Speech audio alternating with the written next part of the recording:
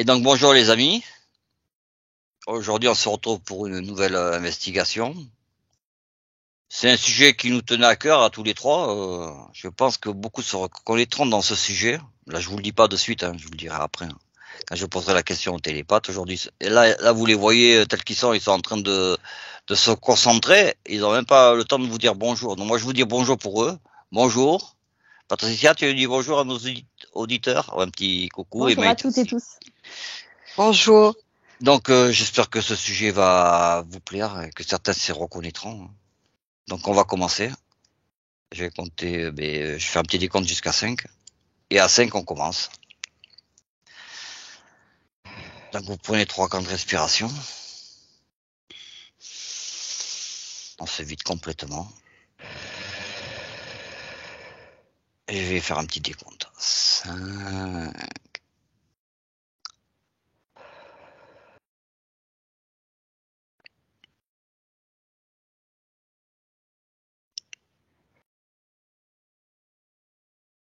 4.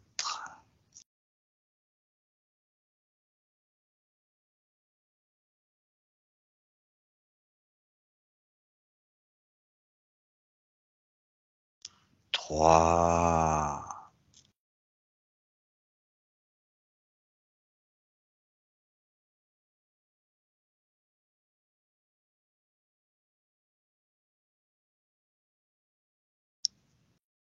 2.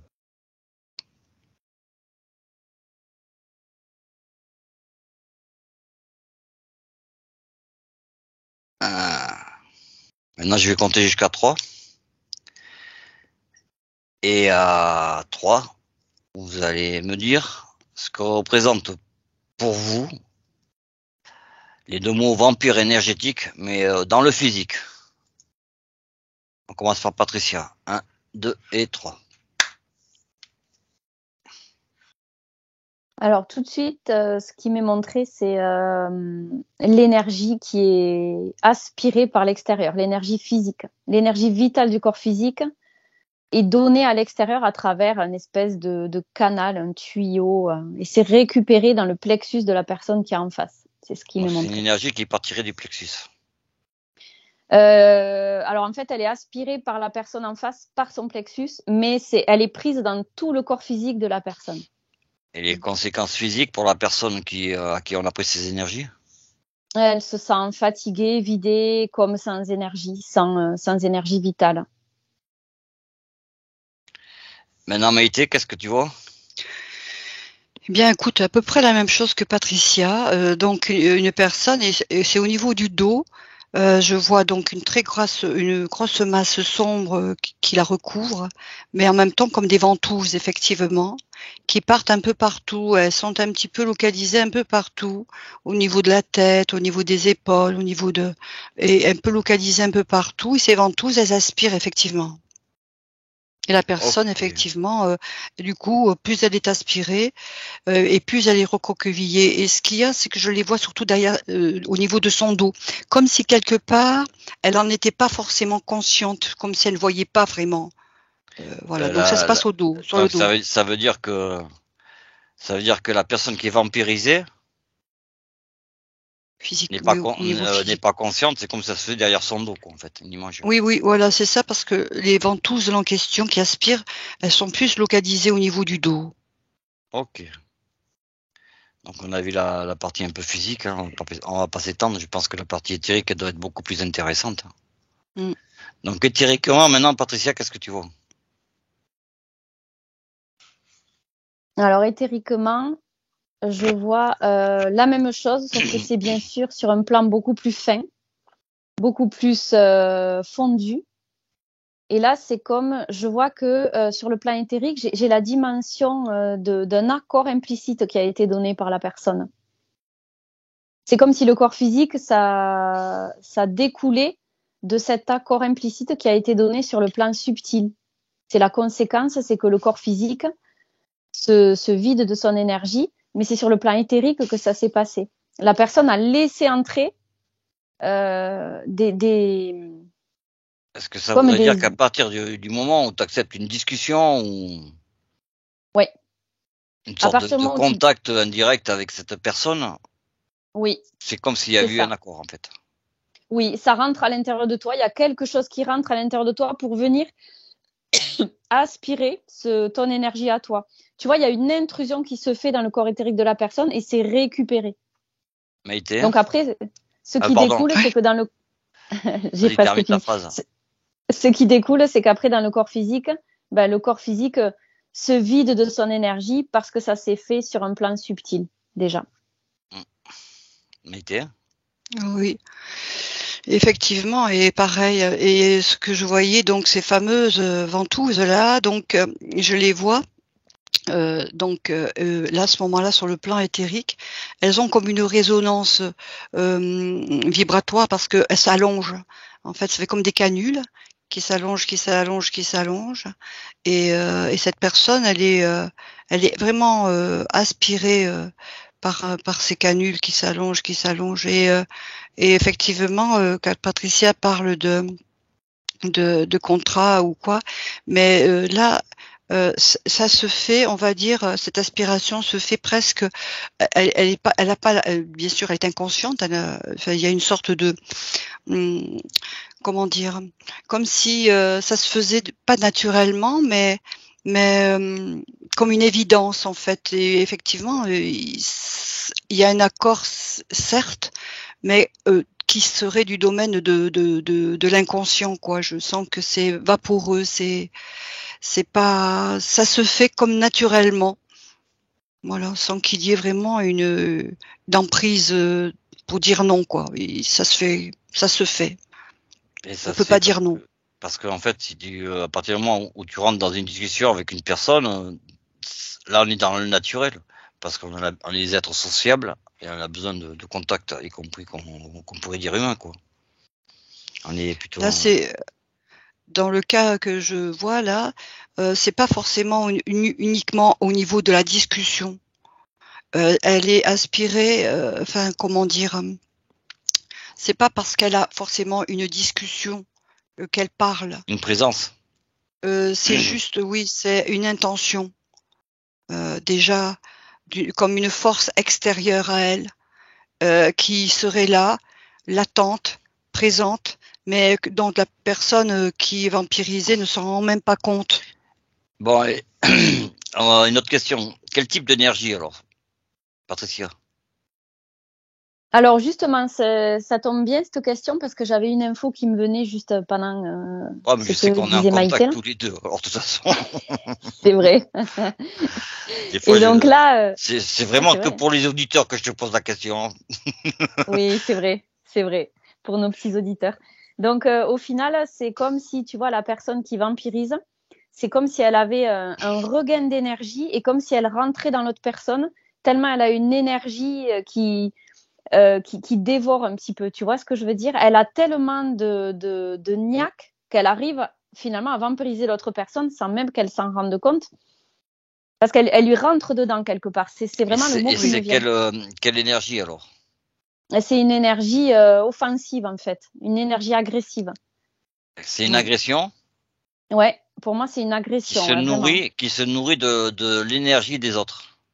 Oui, de la faiblesse de la personne en face qui ne se positionne pas en fait. Tu vois ce que je veux Oui, dire? Qui est trop influençable ou qui est trop faible. Je sais pas si c'est ce que Et tu qui as, n'arrive pas à Maïté. dire Moi, en non. tout cas, je vois qu'elle est, oui, Et voilà, Maïté, elle elle va est nous en le préciser faiblesse. de suite. Hein. Ouais, oui. Effectivement, en fait, si tu veux, elle a comme une sorte d'autorité. C'est comme, elle est comme une sorte de prédateur, on va dire quelque part, et la personne est victime, celle qui est vampirisée. Elle a une sorte, le vampirisme, la personne qui vampirise, elle a une sorte d'autorité, d'un pouvoir, et la personne qui est plus la victime, dirons-nous, elle se sent affaiblie, elle déjà, et pas en force vibratoire de pouvoir faire face. Et face à cette autorité, elle est amenée effectivement à se laisser aspirer en fait, parce qu'elle a Donc peur. ça voudrait dire que le vampire énergétique prend le dessus. Oui, oui. Quelque part, il prend le dessus. Et l'autre, Mm. il est soumis. oui, il n'a pas d'autre choix finalement que de se soumettre, puisque c'est tellement offensif qu'il donne, quelque part, il accepte son statut de victime sans même s'en rendre compte. Enfin, oui, ça veut dire que s'il avait conscience, il pourrait stopper le processus. On est d'accord? Exactement. Les deux, là, exactement. Maïté? Oui. C'est-à-dire que si à un moment donné, il a conscience que la personne le pompe, hein, en gros, il veut dire stop, de suite. Voilà. Il faut qu'il sorte de ce circuit. Qu'il sorte de ce lien, qu'on pourrait dire. On parler d'accord. Et je le vois comme un cercle dans lequel il est prisonnier, tu sais, il accepte de rentrer dans ce cercle énergétique emprisonnant, en fait. Et dès l'instant où il dit stop, il en sort. Ok. J'ai d'autres questions, mais je pense qu'on va aller voir plutôt des exemples. Oui. Vous allez dans les terres et chacune vous revenez avec un exemple. Alors j'ai une question qui me vient pour tout à l'heure. Voir si ça peut. Vas-y. Ah ouais, ça m'est venu comme ça d'un coup. Voir si ça peut coexister avec quelqu'un qui est décédé, le vampirisme énergétique, et comment. Tu vois, par exemple. J'aimerais bien aller voir ça plus tard, tout à l'heure. Ça s'appelle une interférence. Ouais, mais de quel voir si on peut l'appeler vampirisme énergétique, tu sais, par exemple. Mais ça serait un décédé qui vampiriserait ou le contraire? Oui, un décédé qui vampiriserait, bah oui, parce que est-ce qu'on peut l'appeler interférence? Est-ce qu'on peut l'appeler aussi vampirisme énergétique? Tu vois, c'est ça. Est-ce qu'il y a un lien entre les deux? Au niveau sémantique, on peut faire le rapport. La question à la fin. Moi, j'ai mon idée là-dessus, mais bon. Moi aussi, mais c'est vrai que ça, pour les auditeurs. Tu déconnectes de ton mental, Patricia. Tu te recentres sur ma voix. J'étais pas dans le mental, c'était un flash. Uniquement ma voix. C'est moi le boss. Ça t'embête, hein? Non, vas-y, t'as raison. C'est toi qui guide. Alors, tu vas aller me chercher un exemple et comme tu as envie de parler, je te laisse parler. Alors, trouve-moi l'exemple et dis-moi qu'est-ce que tu vois. D'accord.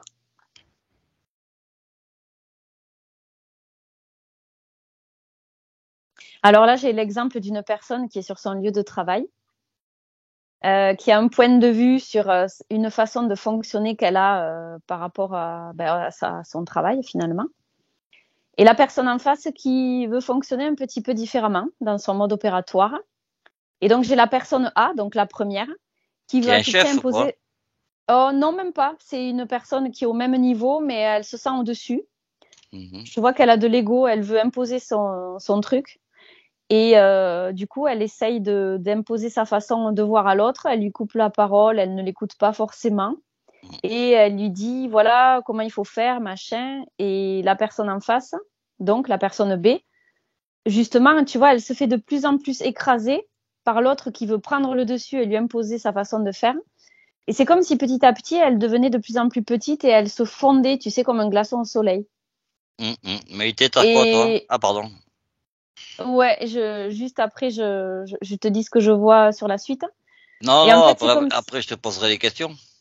Là, je voulais un exemple, et puis au fur et à mesure, d'accord, vas-y. Je demanderai des précisions sur les rapports qu'entretiennent les deux personnes. Ok. Maïté? Bien, moi, j'ai une femme, et une femme qui est assez, je la sens lasse. Et c'est vis-à-vis de ses parents et notamment de sa mère, et qui se sent, on va dire, bousculée incessamment par cette mère exigeante qui est âgée et qui demande beaucoup d'attention. Et cette personne qui elle-même déjà la fille donc déjà un peu fatiguée, usée par rapport à ses propres problèmes, eh bien elle est amenée à faire face à chaque fois, et cette mère exigeante est de plus en plus exigeante, insatisfaite, même colérique parfois, et sa fille est amenée à supporter tout cela, et bien sûr voilà, et elle se sent accablée plus en plus fatiguée, épuisée, et tout comme l'exemple qu'a donné Patricia, je vois sur le plan éthérique, elle est aspirée et c'est comme un ballon de baudruche qui est gonflé et puis qui se dégonfle, qui se dégonfle, qui se dégonfle. Ok. Donc maintenant on va aller plus loin. Donc éthériquement, mais t'as amorcé le sujet. Donc Patricia, éthériquement, tu peux me dire ce qui se passe entre le A et le B, les deux collaborateurs? Ouais, le A et le B, tu vois, c'est pratique. Donc le A, je vois que ben, c'est ce que j'avais vu au tout début. Il aspire, tu vois, énormément d'énergie très très rapidement par le plexus. Il prend ça. Et c'est comme si je voyais plein de fils rattachés au corps éthérique de la personne.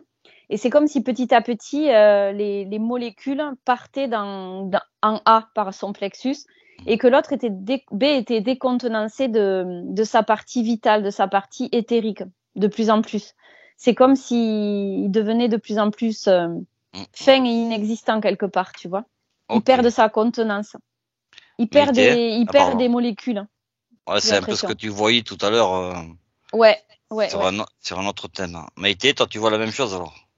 Oui, ce que je vois effectivement, c'est toujours avec ce système un peu de ventouse éthérique, on va dire cette fois-ci, avec une canule et cette mère exigeante, désagréable. Eh bien oui, effectivement, et ce sont ces mots, tu vois, ça fait comme à chaque parole, ça fait comme des sortes d'ondes, et qui viennent comme pour percer son espace et à chaque fois comme une sorte d'électrocution, tu vois, et elle les reçoit toujours comme une sorte d'électrocution, tu vois. Ça fait, je vois des paroles qui sont très violentes. Elles font des sortes de zigzags là, comme des éclairs, et paf, ça perfore son espace à chaque fois. Ok. J'ai maintenant une question. Donc on a une personne qui mange les énergies de l'autre. La question donc naturelle qui vient en suivant. Quel est ce besoin de manger les énergies des autres, Patricia? Notamment sur le cas que t'as là. Ouais, je l'attendais cette question. Je suis. Synchro. Encore. Toujours. Donc, en fait, Je vais arrêter de penser. Soyons sérieux. Le pire, c'est qu'on n'est pas dans le mental, on est connecté là. Ouais, pas dans le mental. Tout le temps avec toi, je sais pas, ça remonte à longtemps. Hein. Machu Picchu, on l'a déjà dit. Ah ouais, bon, et après peut-être d'autres. Oui, je pense. Allez, revenons à nos moutons, si on peut dire. Alors, du coup, oui, la personne A, c'est comme si elle ne savait pas gérer elle-même sa propre énergie. Elle n'arrivait pas à créer elle-même la sienne. Donc, elle va prendre celle des autres qui a quelque part, c'est comme si ça lui tendait les bras. Tu vois, c'est comme quelqu'un qui a faim, qui voit de la nourriture devant lui, qui a un besoin irrépressible d'aller le chercher, tu vois. Sauf que là, c'est sur un plan inconscient que ça se fait. J'approfondirai tout à l'heure. Hein. Besoin d'aller manger, tu vois quoi, toi? Eh bien, cette mère, il y a une sorte de contrôle, comme une sorte de lien. Elle est donc féroce, hein, on va dire, vis-à-vis de sa fille, mais le lien surtout qui est là, c'est au niveau d'une sorte comment dire, de devoir, on va dire. C'est comme un programme qui est là chez cette femme mère, comme quoi, eh bien, c'est un dû, c'est un devoir, et comme quelque chose qui est inscrit, comme un programme qui est inscrit quelque part, et face auquel la fille a adhéré. Elle a adhéré de manière inconsciente, et elle est liée par ce programme à sa mère. Et ça fait comme une sorte de va-et-vient, de vase communicant obligatoire, nécessaire pour la mère, mais qui est aussi nécessaire en quelque sorte pour la fille. Donc la question c'était pourquoi là tu me donnes une explication c'est comme s'il y avait un besoin de nourrir la mère, mais c'est pourquoi ce besoin d'être nourri? Parce que elle a donné un peu une explication, un peu Patricia. Je voulais que tu me dises pourquoi.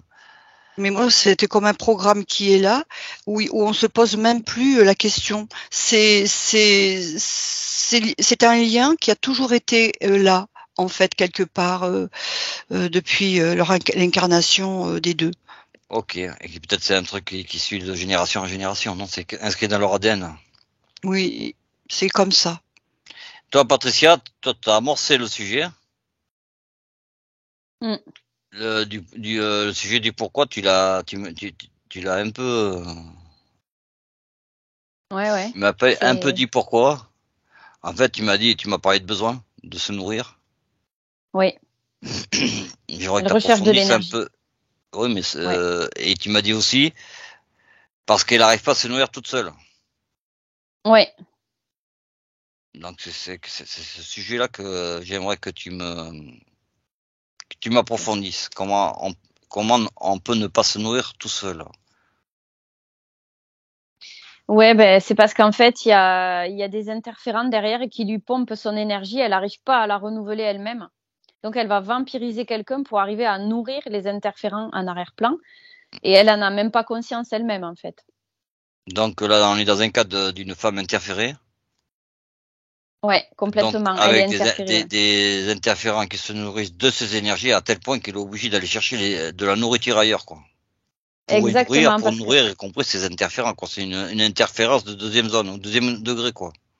oui, et c'est aussi eux qui sont responsables du coup du fait qu'elle ait besoin d'écraser en vampirisant la personne B en face. Tu Mm. vois, c'est eux qui sont responsables de ça. Ils déclenchent une sorte d'offensive parce qu'en fait, c'est comme s'ils avaient besoin de se nourrir, un besoin impérieux de se nourrir. Ils déclenchent cette offensive pour que la personne aille chercher en urgence une énergie en face. Donc A va pomper l'énergie de B pour le donner, ben, finalement, à Ah ouais, j'ai C, compris, ouais. les interférents, quoi, tu vois. Donc, même si la personne la B n'est pas interférée, elle aura ses énergies pompées à cause Ouais, des interférents qui occupent l'espace dehors. Maïté, dans ton ouais. cas, toi, c'est un peu pareil ou c'est différent? Non, c'est en fait après. Mais moi, comme le programme, si tu veux, est un programme transmis et transmis génétiquement, on va dire. Eh bien, dans ce programme-là, il y a, comme c'est un programme de vampirisation, de filiale, on va dire, il est au départ à la base de très très très très basses vibrations, ce programme, de très très basses vibrations, si on va parler en termes de fréquence. Et effectivement, il a été transmis. Et si je vais au bout de la chaîne de transmission, qu'est-ce que je vois au bout effectivement? Je vais aller voir une interférence reptilienne, mais qui est elle-même enfermée dans une sorte de d'égrégore reptilien. Et comme si ce programme-là, il devait être, il était là dans la transmission de l'ADN de chaque Membre être, de cette lignée. oui, de cette communauté, parce Mais qu'il n'y a pas que pour cette femme. au bout du bout, ces Oui, énergies servent à nourrir le reptilien. oui, On est mais d'accord. c'est transmis, Oui, donc il ce n'y a qui pas veut besoin dire, d'accord, c'est transmis c'est un héritage au niveau inscrit dans l'ADN oui, de c'est cette lignée. devenu une sorte de normalité, On y prête même plus attention. non, que C'est une espèce de contrat multigénérationnel. oui, que les descendants de chaque famille, il y en a toujours un qui se sacrifie pour les autres et qui se livre en fait énergétiquement parlant, il se livre. Moi, là, ce que tu décris, Maïté, je le perçois effectivement comme un programme sur du transgénérationnel. Oui, Mm. Ah oui, Mm. on pourrait dire ça, hein. Mais toujours Ouais, avec le même objectif, nourrir oui, ouais. un interférent. oui. Maintenant, vous allez regarder dans l'ensemble de l'éther et dites-moi si tous ces derrière tout ce vampirisme énergétique, il y a une interférence. Moi, oui. Oui. On pourrait dire dans 100% des cas, il y a interférence du Moi, vampire, j'ai quoi. 80. J'ai 80% moi, à peu près. Oui, moi aussi, pas de sang, pas les cendres. aussi. Ouais, Donc, pas ça, donc 80%, il y a une interférence derrière. Oui. Et les 20% autres, c'est quoi, Patricia? Alors, je vois que les 20% autres, c'est la personne elle-même qui, comment dire, quelqu'un qui manque de confiance, d'assurance, quelque chose comme ça, tu vois, qui est un peu en faiblesse au niveau solidité personnelle, qui va pomper l'énergie des autres parce qu'elle-même, elle ne peut pas se le créer. Donc là, j'ai vu le côté où il y avait les interférents qui pompaient, mais il y a le cas où elle-même n'arrive pas à trouver sa propre confiance en elle, ses propres pouvoirs en elle. Elle va chercher à l'extérieur. Maïté, tu dirais quoi? Et moi, je dirais que dans ces 20%, effectivement, il y a pas de l'interférent ne trouve pas de victime. Il se passe rien. Il y a pas de vampirisme parce que il y a pas, il va effectivement aller chercher ailleurs parce qu'il n'a pas face à lui une victime qui accepte. Est-ce que oui? Et est-ce qu'on pourrait pas dire que le vampire énergétique, ça pourrait être une personne non interférée, faible, très faible émotivement, y compris en fréquence, qui a besoin de s'augmenter les fréquences, et bien en pompant chez les autres individus. On n'est pas trop on est dans cette configuration ou pas?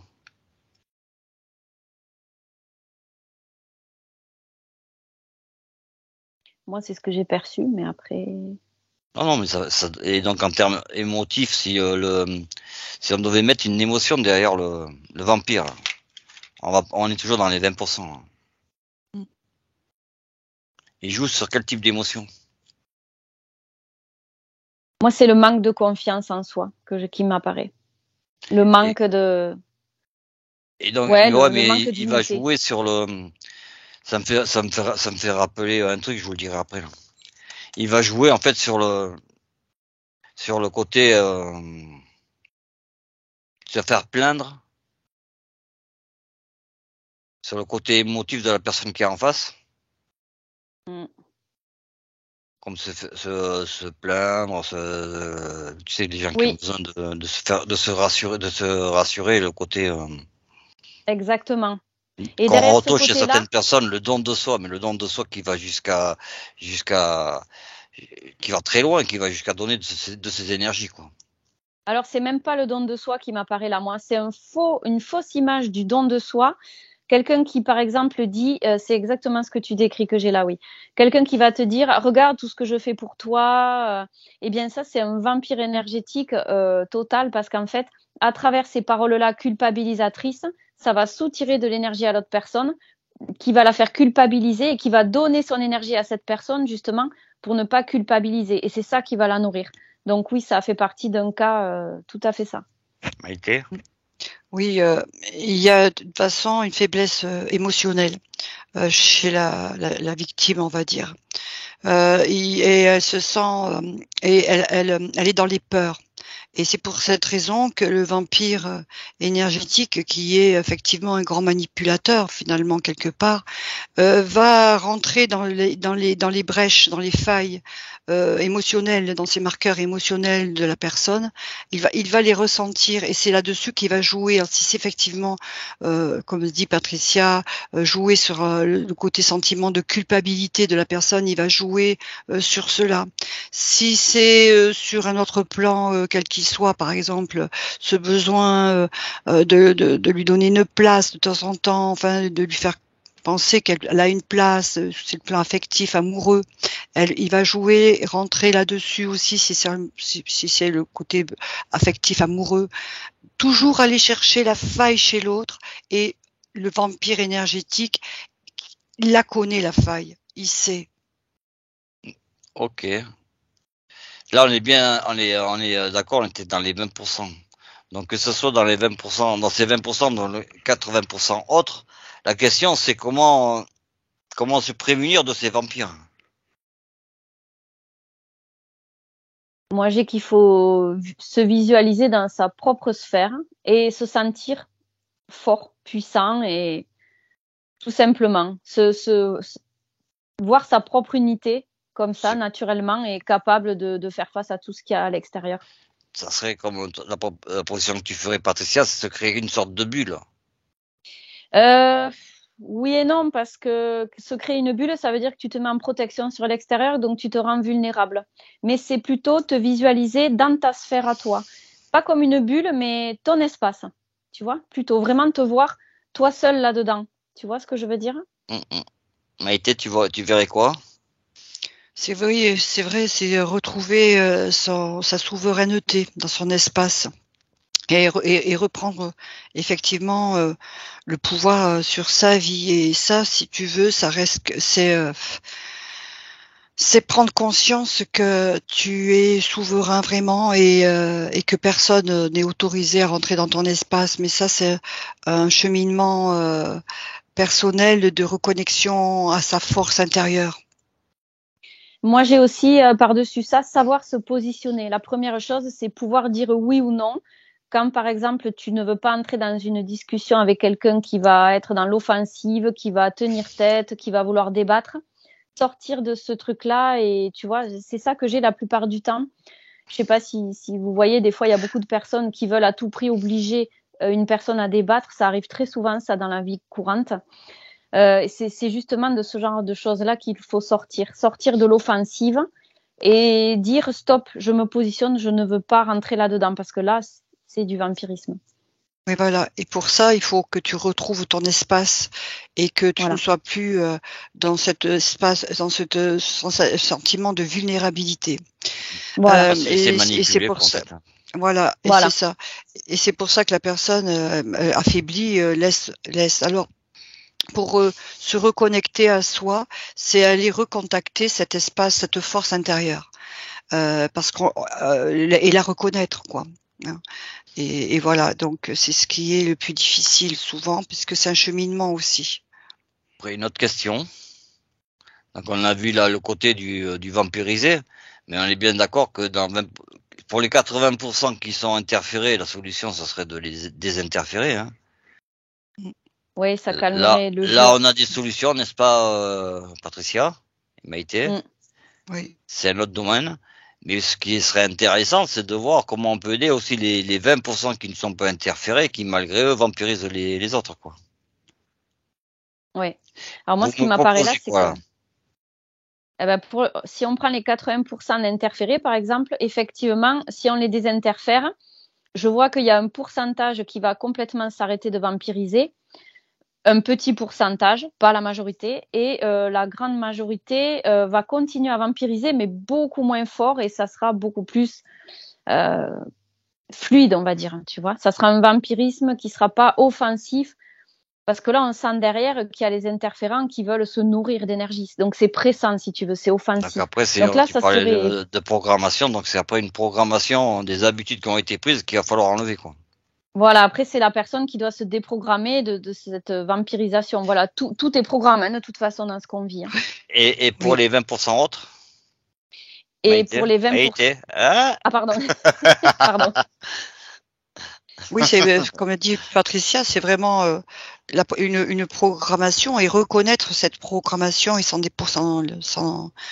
débarrasser, quoi. Et déjà, il faut bien la reconnaître. Donc ça veut dire que pour les 20%, y compris pour pratiquement la majorité, si on tient compte de gens qui se désinterfèrent, oui. c'est déjà c'est un cheminement oui. sur nettoyer ces programmations qu'on a pendant plusieurs années. Oui. C'est aussi tout un travail sur soi à faire. Un travail déjà une prise de conscience. Oui. Des fois, c'est l'histoire de toute une vie, hein, je vois. Peut-être plus. Oui. Ah oui, j'osais pas le dire, mais oui. Oui, et plus, parce que ça se retransmet. Dans le cas de Maïté, apparemment, c'était, t'imagines, c'est multigénérationnel. Là. Ah oui, bah oui, ça c'est fréquent, hein, tout à fait. Après, ce que je trouve bizarre, c'est que tous les deux, vous m'avez pris des exemples, alors que dans la vie de tous les jours, vous en êtes confrontés, il y en a aucune qui m'a parlé d'un couple. Parce que on a pris, on va prendre. C'est pas ce qui m'est venu, moi. Moi, ça m'était venu, mais après. Pour terminer pas en premier. Ouais. Allez. Allez, vous allez me chercher un couple. Moi, j'en ai un. Allez, Maïté, alors. Oui. Eh bien, c'est un couple. Et donc homme et femme. Et la femme est sous emprise par rapport à l'homme qui finalement est le maître dans la maison et la vampirise parce qu'elle est dans une situation de précarité pour pouvoir échapper à son, on va dire, son prédateur entre guillemets. Elle est dans la précarité et financière et elle ne peut pas quitter vraiment ce lieu. Alors elle est retenue finalement quelque part et donc dans un état de soumission et de subir ce qu'elle vit, quoi. Mais parce qu'elle peut pas y échapper. Et le prédateur alors? Eh bien, il le en a prédateur, conscience, il joue avec. Oui, voilà, il lui fait bien comprendre que de toute façon, sans lui, elle ne serait rien. Et voilà, donc il appuie et elle le sait. Ils ont des liens aussi, beaucoup de la troisième dimension de la matière qui les retient, qui la retient, et tout ce système-là. Alors donc elle est vraiment tenue et il la vampirise régulièrement. Il est interféré? Il est interféré. Il est interféré, oui. Oui. À toi, Patricia, tu m'as trouvé quoi? Alors moi, ben, tu vois, on est synchro avec Maïté puisque j'ai le même cas inverse. C'est la femme qui vampirise l'homme. Donc comme ça, on aura les deux C'est volets. intéressant. Excellent, ouais, super. Toujours synchro. Donc là, c'est une femme qui est très très offensive, très directive. On peut dire que c'est elle qui porte le pantalon à la maison. Et en fait, elle lui fait faire tout et n'importe quoi. Il est totalement à ses ordres, complètement soumis. Il parle même plus. Donc là, je vois que c'est comme s'il avait, elle, je la vois, tu sais, elle est très très visible, très dense dans la matière. Parce qu'en fait, comme elle se nourrit quasi de toute son énergie, lui, il est quasi transparent en fait. Et elle prend toute la place. Tant sur le plan énergétique que visuellement, physiquement, je vois qu'elle est, elle est dans en la 3D, surpoids elle fait aussi. comment? Dans la 3D, ben en fait, déjà, elle, comment dire, elle prend toute la place. Elle se met au-dessus de lui. Elle essaye de, comme si elle essayait de gonfler les poumons un peu. Elle est en prise de poids, C'est quand même. dominateur, dominant, dominé. Ouais. Oui, et tu vois là, j'ai le triangle de Karpman qui se greffe par-dessus là. Tu sais, le bourreau, victime, sauveur. Ils sont dans ce triangle infernal et c'est comme ça qu'elle lui prend de l'énergie. Je vois qu'en fait, elle lui pompe toute l'énergie comme ça. Elle essaye de le dominer physiquement. Déjà, elle est plus grande que lui, elle est plus costaud que lui, elle est plus ronde.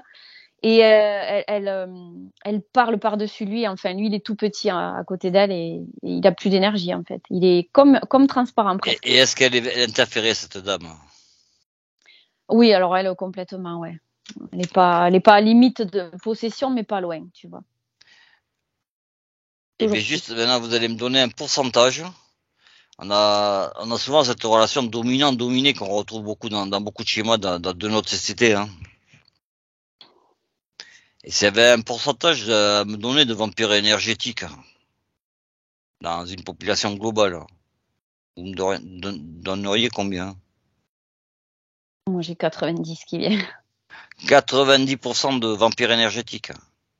Oui, parce qu'il y a des degrés beaucoup plus faibles, mais ça constitue quand même des vampirisations énergétiques. Ne serait-ce qu'une discussion où on se confronte, c'est du vampirisme. Donc, je dirais oui, 90%. Et toi, Maïté? Moi, j'en avais un peu moins quand même. J'en avais 60. 60%. Ça fait quand même C'est-à-dire beaucoup, que mais moi, après, c'est la structure j'ai de pris notre les plus société qui petits est un peu cas. comme ça, de toute façon. Hein. On J'ai est pris tous les structuré un petits peu cas, comme moi. ça, dominé, dominant. Moi, il y a des chiffres qui me surprennent pas. Hein. C'est en plus, c'est dans sur notre système éducatif qui fait un peu ça aussi. Hein. Et Oui, parce donc, que vas-y, Maïté. Oui, parce que on vit dans ce système-là de dominant-dominé. C'est beaucoup donc l'ego. On est dans cette matrice égotique, enfin, qui nous enferme. Et donc, c'est pour cette raison-là que c'est partout, quoi. On peut aller Qu'on chez la retrouve partout boulangère. du Oui, vampirisme. et voilà, exactement.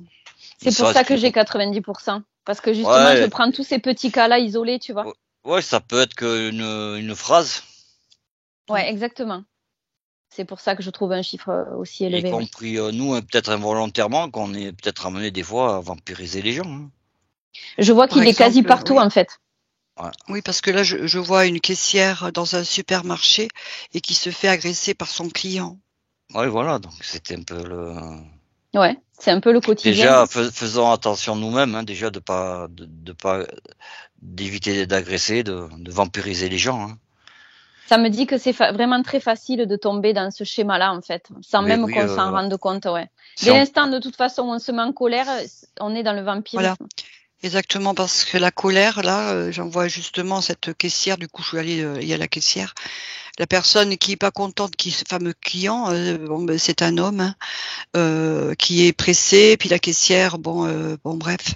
Eh bien, avec ces paroles désobligeantes, c'est vraiment comme une sorte d'éclair, d'onde qui rentre dans le plexus de la personne, de la pauvre caissière qui est déjà assez fatiguée par le travail qu'elle fait, et ça rentre directement dans son plexus solaire, tu vois, comme des sortes d'éclairs. Et c'est comme Ouais, c'est très si offensif. comme s'il y déposait des petites empreintes là, et voilà. Et déjà là, Je la vois pauvre des femme, éclairs eh aussi. ben, ouais, et elle donc est ça veut dire déjà dans que la colère, il y a une la émotion, il y colère. a des émotions qui ont tendance à mener ce type de vampirisme. Hein. Donc tu m'as cité la Mmh, colère, hein. Ouais. mmh, Faire pleurer des gens, la colère. mmh. Donc c'est des choses qui, dans notre quotidien, dans nous-mêmes, Donc on peut s'en faire attention si se faire piéger oui, quoi. Hein. Et je vois oui, qu'une des plus grandes formes de vampirisme, c'est la culpabilité. La plus Ah importante, oui, la c'est par ce culpabilité. biais-là. Ouais. Ouais, ouais. Culpabiliser les autres. Ça, c'est le truc qui marche le mieux pour vampiriser. ah oui, oui, oui, oui, la culpabilité, oui. Vous Parce en que avez une le autre vamp émotion? oui, parce que le vampire là, bien sûr, il a plusieurs facettes. Il est donc agressif, on le voit, mais pour que sa proie, on va dire entre guillemets, ne soit pas trop dans la rébellion, et bien, il va aussi prendre une autre facette, c'est-à-dire celle de la douceur et de la compréhension. Et donc, il va à chaque fois comme Joue ça sur se les deux tableaux. modifier. Voilà, se modifier pour que justement, et donc c'est pour ça que c'est assez insidieux souvent et trompeur. On peut se laisser la victime se laisser leurrer souvent quand elle se retrouve avec un partenaire. Là, je parle du plan affectif, par exemple, qui, par exemple, le cas de mon cas là, de cette femme qui se sent tenue, eh bien, aussi, il peut être gentil, son époux. Il peut, par exemple, lui faire plaisir. Si elle a des demandes, bien, il va lui faire plaisir. Donc, à un moment donné, elle-même, elle va à un moment donné se sentir beaucoup plus rassurée. Et ça repart. Donc, c'est une sorte de va-et-vient, ou un jeu psychologique hein, qui se met en place. Et voilà. Et le vampire, il a cette capacité de changer aussi et d'être, bien sûr, le contraire. Le contraire. Euh, Avant de se quitter, donc on est bien d'accord que il y a dans ce monde de l'éther, il y a des interférences hein, qui vont nous pousser à vampiriser. Est-ce qu'on peut appeler justement les interférents qui peuvent être terrestres ou extraterrestres comme des vampires énergétiques? C'était la question de Patricia, donc je vais lui laisser, je vais la laisser répondre. Ok. Alors pour clôturer sur ce que disait Maïté juste avant, moi ce qui m'est venu là, c'est que c'est un truc de pervers narcissique essentiellement le vampirisme déjà. Donc ça c'était pour clôturer avec ce que j'ai vu à ce moment-là. Et après, oui effectivement, on peut parler de vampirisme énergétique de la part des interférents. C'est la même sémantique, c'est le même processus.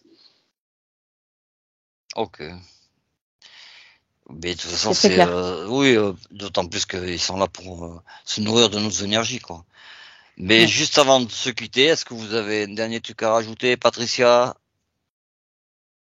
Ouais, ouais, ouais.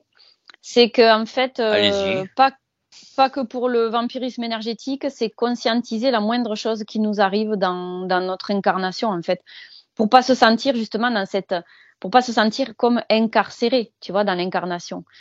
Pour se sentir libre, c'est vraiment conscientiser chaque chose et mettre de la conscience partout, dans chaque seconde de notre vie, en fin de compte. Pour tout. Maïté? Oui, ben moi aussi c'est pareil. C'est bien de toujours rester maître dans sa vie, respecter ce que l'on est pour justement amener le respect aussi face à soi et garder le cap toujours en reliance avec sa souveraineté, avec ce que l'on est. Moi, vous savez, vous avez terminé? Mais moi, mon Non. dernier mot, ça serait... J'ai pas fini. Oui, mais moi, je vais parler avant toi. J'avais commencé, tu m'as coupé la parole. Ah. Cette Patricia. Moi, mon dernier mot, mais moi, j'arrête. Hein. Moi, c'est mon dernier. Hein. Moi, ce que ce que j'ai trouvé intéressant, c'est qu'on parle de vampirisme et énergétique, et puis on a l'impression de s'adresser aux autres, sans se rendre compte que nous-mêmes, on peut être un vampire énergétique. Donc, ce spot ou cette investigation, elle est intéressante de ce côté-là. C'est aussi de prendre conscience que nous, on peut aussi faire du mal, qu'on peut être des vampires, et de faire attention à tout ça, quoi. C'est pas forcément les autres. On est nous-mêmes par nos actions, des fois, mais c'est pas tous les jours, mais de temps en temps, des vampires énergétiques, donc, faisons attention, quoi. Soyons vigilants. À toi, maintenant, Patricia. C'est exactement ce que j'allais dire. C'est un lien avec ouais, ce que tu dis avant dis. toi, moi, je savais que tu allais me le dire. Alors... tu vois, voilà, 3e fois. Jamais 203. Mais là, en fait, c'est savoir se lire et faire sa propre introspection, justement, en lien avec ce que tu dis, pour éviter soi-même de vampiriser les autres et pour savoir lire ses propres failles et être en mesure de les corriger, de déprogrammer, de faire ce qu'il faut, justement, pour éviter ce genre de désagrément, de vampirisme. Et c'est valable pour tout le reste de ce qu'on vit au quotidien, absolument tout. Savoir s'introspecter. Ouais, voilà, mettre plus de conscience et savoir plonger dans son propre ego pour voir pourquoi là ça a blessé, pourquoi là ça a péché, pourquoi je me sens là agressée, pourquoi je me suis sentie blessée. Savoir lire son ego également. C'est tout? C'est bon? Yes. Patricia, oui. C'est bon? Maïté, c'est bon? Oui. Oui. Moi aussi, c'est bon. Je vais compter jusqu'à 3. On va déconnecter. Bien, merci de nous avoir écoutés. Et à la prochaine. 1, 2 et 3. Allez, on revient parmi nous dans les ciels maintenant. Et on dit au revoir à nos chers auditeurs. Au revoir et merci. Bientôt. Bientôt.